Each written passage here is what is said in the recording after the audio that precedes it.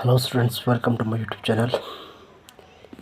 आज हम important topic लेकर आए हैं परावैद्युत संधारित्र से। तो टॉपिक है आपका दो आवेशीय संधारित्रों को परस्पर जोड़ने पर आवेशों का पुनर्वितरण। मतलब दो संधारित्रों को जब हम आपस में जोड़ते हैं तो जो आवेश का पुनर्वितरण होता है तो वो किस प्रकार होता है उसके बारे में हम पढ़ेंगे और उसका डेरिवेशन प्राप्त करेंगे। तो इसमें सबसे पहले माना C1 और C2 धारिता के दो संधारित्र A और B को दिष्ट धारा सप्लाई द्वारा V1 और V2 वोल्टेज तक आवेशित किया जाता है। तो सबसे पहले हमने C1 C2 दो धारिता संधारित्र लिए हैं जिनकी धारिता C1 C2 है और उनको दिष्ट धारा सप्लाई से जोड़ा है और उनका विभवांतर V1 तथा V2 है। ठीक हो गया। तो संधारित्र पर आवेश Q1 और Q2 हो तो Q1 बराबर, यानी कि पहले जो संधारित्र है, पहले संधारित्र के लिए Q1 इक्वल टू जो आवेश होगा वो क्या होगा, Q इक्वल टू क्या होता है C इंटू V होता है। तो Q1 होगा तो C1 V1 होगा, क्योंकि धारिता भी अलग है, वोल्टेज भी अलग है। ठीक है। ऐसे दूसरे के लिए Q2 इक्वल टू होगा आपका C2 V2। तो इसको समीकरण हम क्या मान लेंगे, 2 ले लेंगे।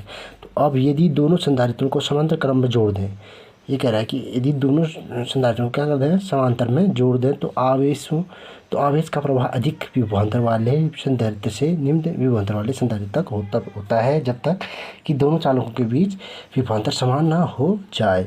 तो ये आपने आवेश के पुनर्वितरण का सिद्धांत भी पढ़ा है कि या ऊष्मा का पुनर्वितरण सिद्धांत या ऊष्मा का स्थानांतरण नियम की ओर क्या होता है कि ऊष्मा अधिक ऊष्मा से कम ऊष्मा की ओर जाती है, तब तक जाती है जब तक दोनों की ऊष्मा बराबर ना हो जाए।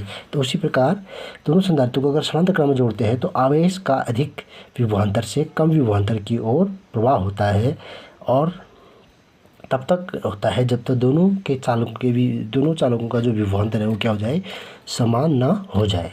तो यही चीज़ आपकी कहलाती है उभयनिष्ठ विभव, यानी कि कॉमन पोटेंशियल। तो आप इसका डेरिवेशन भी देखेंगे। तो कॉमन पोटेंशियल क्या होता है कि यदि आवेशों के पुनर्वितरण के पश्चात संधारित्र का उभयनिष्ठ विभव भी हो। अब आवेशों का तो हमने पुनर्वितरण कर दिया, अब उनका विभवांतर क्या निकल गया, एक कॉमन पोटेंशियल V निकल गया, यानी कि क्योंकि दोनों का क्या आ गया, सेम है। V जो है वो दोनों का सेम है। ठीक है। तो यहाँ पर V इक्वल टू वो होता है आपका आवेश बट्टे धारिता, यानी कि कुल आवेश बट्टे कुल धारिता। जो V आएगा ये कुल आवेश बट्टे कुल धारिता होगा। तो V इक्वल टू आएगा आपका कुल आवेश क्या है, पहले का Q1 दूसरे का Q2, Q1 Q2 Q1 plus Q2 और धारिता है आपका C1 C2। तो Q1 प्लस Q2 बट्टे C1 प्लस C2। तो V इक्वल टू यहाँ से Q1 की वैल्यू हम समीकरण 1 से रखेंगे C1 V1 और Q2 की जगह रखेंगे C2 V2। तो ये आएगा आपका C1 V1 plus C2 V2 बट्टे C1 प्लस C2, समीकरण 3 आ जाएगा। ये आपका कॉमन पोटेंशियल का जनरल फार्मूला। तो यहाँ से आवेशों के पुनर्वितरण के पश्चात यदि संधारित्र C1 पर आवेश Q1 डैश हो, अब आवेश का पुनर्वितरण हो गया, उसके बाद उसका आवेश चेंज हो गया, सपोज उसका आवेश हो गया आपका Q1 डैश तथा संधारित्र C2 पर आवेश Q2 डैश हो जाएगा हो। तो अगर संधारित्र C1 का आवेश Q1 डैश हो जाए और संधारित्र C2 का आवेश Q2 डैश हो जाए तो Q1 डैश इक्वल टू होगा आपका C1 V। अब आप बोलोगे कि ये V1 क्यों नहीं लिखा, क्योंकि अब आवेश का पुनर्वितरण हो गया तो V दोनों में सेम होगा, क्योंकि दोनों में मैंने बताया था कि आवेश जो होता है अधिक विभवांतर से कम विभवांतर की ओर प्रवाहित होता है और तब तक होता है जब तक दोनों का विभवांतर सेम ना हो जाए। तो अब पुनर्वितरण हो गया तो अब V दोनों का सेम हो जाएगा, यानी कि V यहाँ भी होगा, यहाँ भी V ही होगा। ठीक है, दोनों सेम।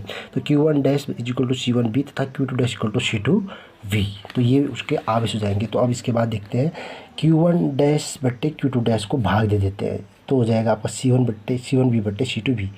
V से V कट जाएगा, C1 बट्टा C2। इसको समीकरण क्या ले लेंगे हम, 4। तो स्पष्टतः पुनर्वितरण के पश्चात संधारित्रों पर आवेशों का अनुपात उनकी धारिताओं के योग के बराबर होता है। तो ये बड़ा खास है।